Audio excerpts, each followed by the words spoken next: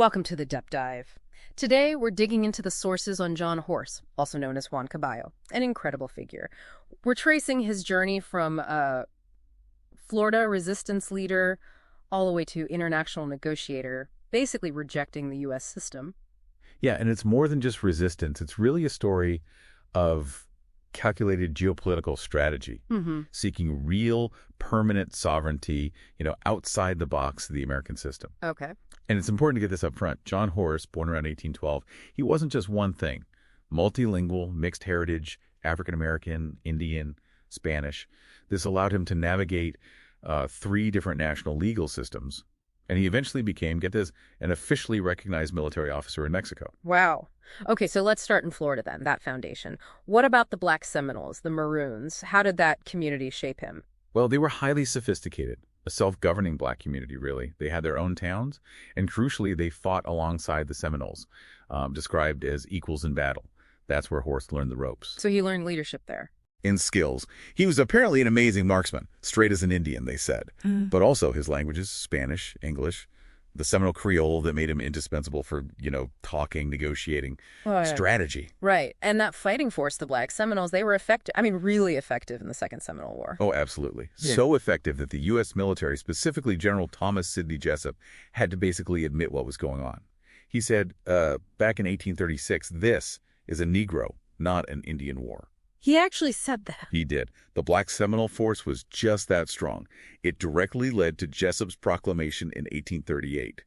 This proclamation offered freedom, specifically to the rebellious Black Seminoles. Now think about that. Okay. It's the first forced federal emancipation of rebellious Black Americans in U.S. history.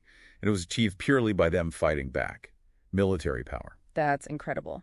But that freedom, hard won as it was, it didn't stick, did it? After Florida, they were relocated. Yeah. Exactly. Relocated to Indian Territory and placed under the jurisdiction of the slaveholding Creek Nation. So that freedom was, precarious from the start. So what was the breaking point? The moment Horse decided, we have to get out. The final nail in the coffin, really, was a legal ruling in 1849. The U.S. Attorney General's office declared the Black Seminoles were, legally speaking, slaves. That confirmed it. There is no guarantee of permanent collective freedom within the U.S. legal system.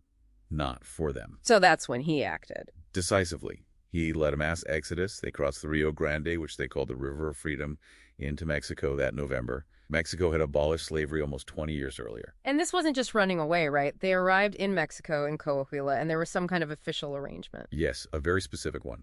Mexico called Horse's followers the Mascogos. They granted them land, a place called Nacimiento. But it was an exchange, a sovereign security pact, essentially. What did Mexico get out of it? Border defense. The Mascogos became military colonies. Their job was to actively defend Mexico's northern frontier against raiders, Apache, Comanche, others. And in return, land, autonomy, and recognition.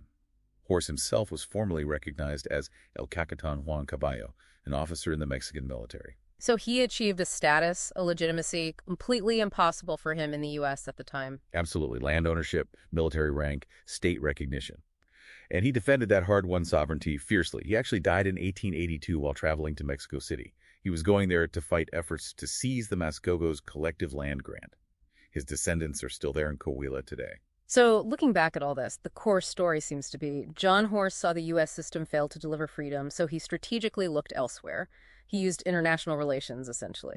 Precisely. It's a stark rejection of relying solely on the U.S. legal or political process for liberation. He forged alliances with a foreign power instead. Built a sovereign homeland abroad. Exactly. And he created this powerful model, really, of sovereign diaspora, achieving emancipation not through trying to reform the U.S. from within, but through, smart transnational statecraft and proving their military value to Mexico. It really makes you think. It does. And maybe that's the final thought for you, the listener, to consider. What does it really signify about the promise of freedom in America, when for John Horse and the Mascogos, the ultimate path to securing it meant they had to leave the country entirely?